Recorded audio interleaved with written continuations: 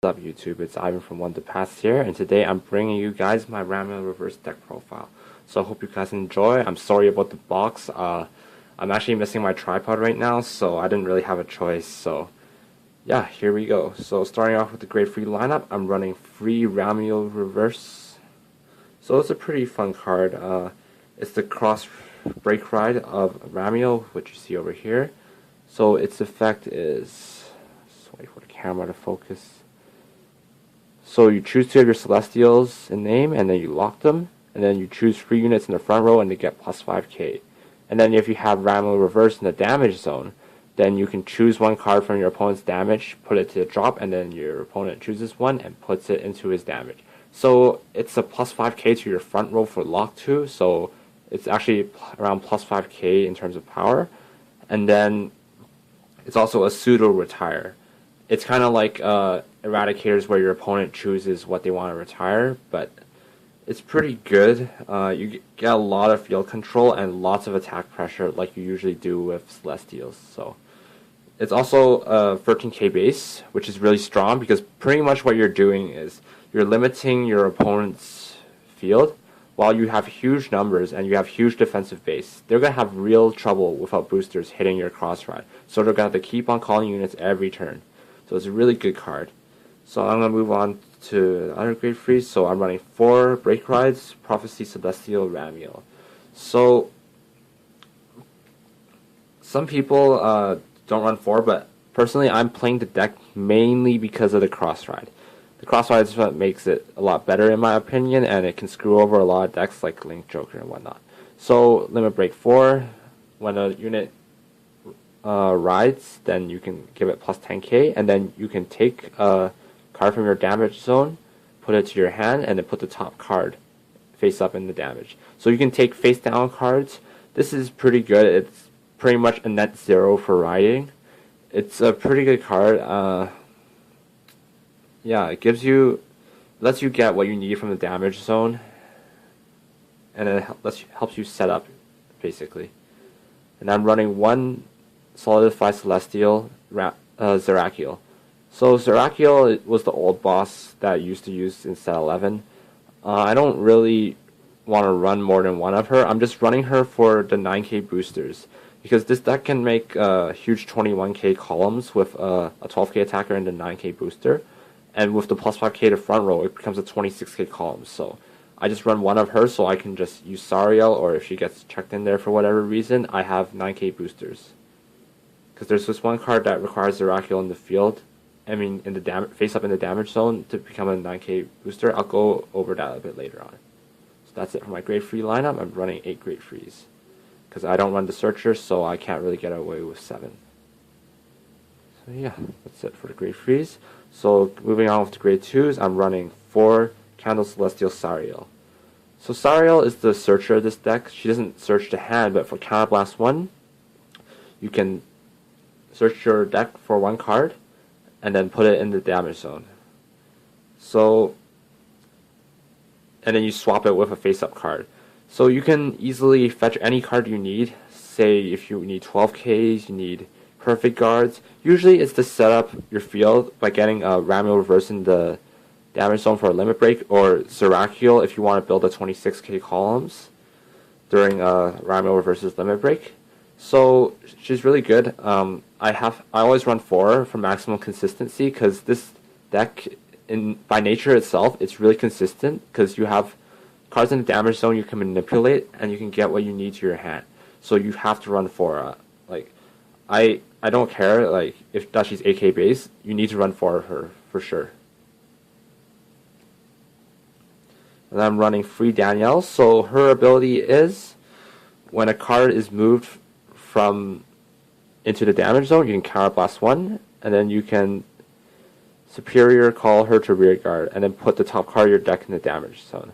So pretty much she's a plus in the field, which is really good because Angel Feathers do require a huge field setup. So if you're lacking on field, you can easily get her, or there's a lot of stuff you can abuse too with her. Like you can use her as an intercept, like when you take a So let's say I intercept one attack first, so I have an empty spot on the field. So if you take a damage, it counts as moving damage to the zone. So you can counterblast, superior call her, and then you have an extra intercept. Like 5k shield, it could save your life. So it's it's a pretty cool way of using her. So that's it for that. And then I'm running 4 12ks. You need to run 4 12ks in this deck, especially because you get plus 5k to the front row. This is really, really broken with the 9k booster. Like, you can hit such high columns, your opponent will always try to kill this. Like, even in Zerachiel build, like, she could hit 27k. Like, 27k. It's really crazy. Like, the columns hurt so much. So, overall, you need 4 12ks. Okay, so I'm just going to move this up a bit so I can just show the grade 1s. Yeah, I'm kind of a bit lacking on space even with the higher vantage point. Like, if you've noticed, you can see a lot more this time. So I'm running 4 Adamantine Celestial Annual. So she's the perfect guard. You need to run 4. You can get her really easily. Like, you don't have to fear about getting her into damage because you can just get it with Ramiel's Break Ride skill, or with this next card I'm showing you, which personally made me go back to playing Angel Feathers, because before that I thought Zerachiel was way too vanilla, so that's why I sold the deck. But then once I saw this and I saw Danielle, I mean, I just picked this deck right back up because it's so good. So Nursing Celestial Narl, I run 4 of her.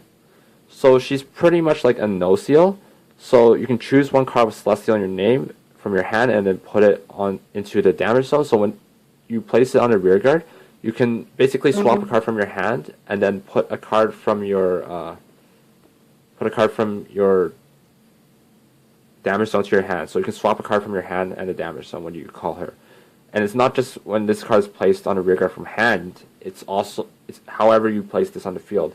And since I do run Peniel as my starter, there's a bunch of combos you can do where you superior call her and you do a lot of shenanigans. It's really awesome.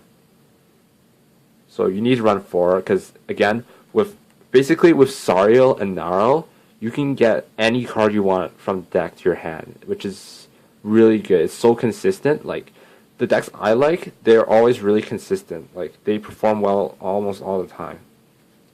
So that's why I like that. So I run 4 of her, 4 of her. Let's move the grade 2s away. I don't need those on there right now. I think you got the idea. Don't want you to just take a picture of it and leave. I want you guys to kind of get an idea of what I think when I make these decks. So I'm also running free Arabaki.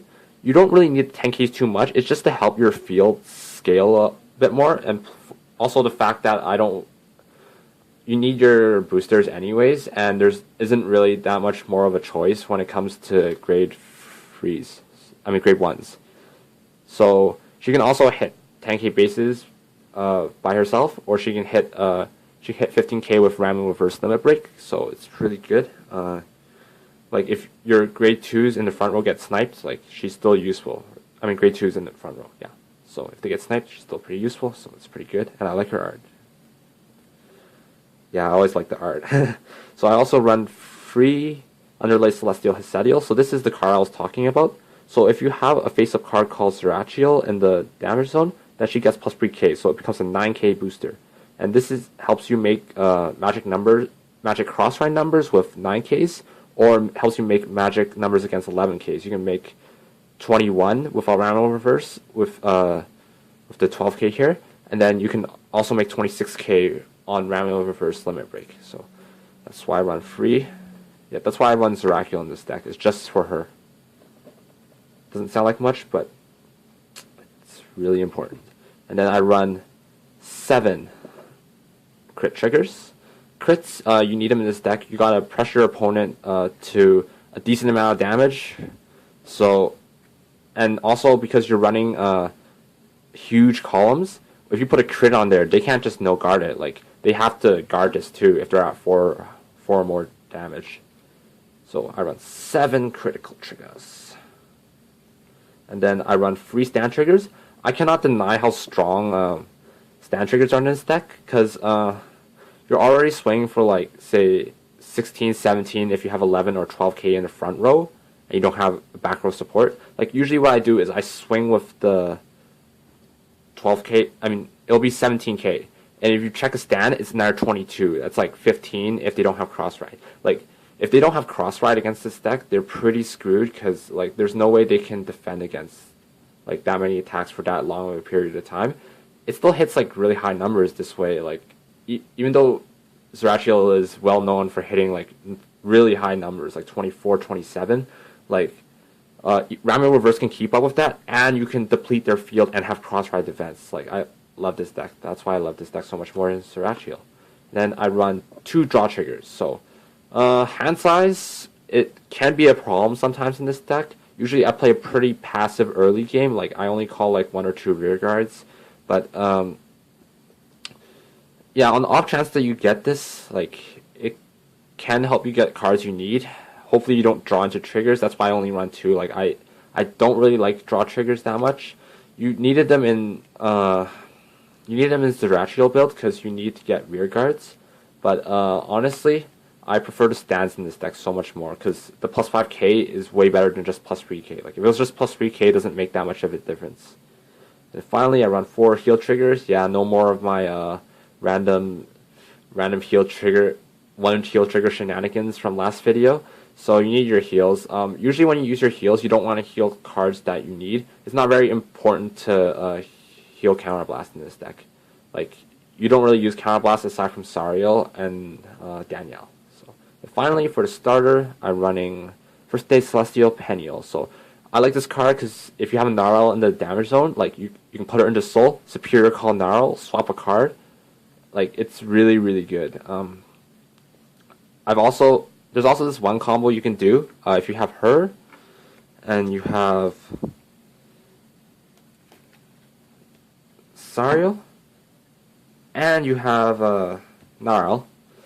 There's a combo you can do. You can call her, put her into damage.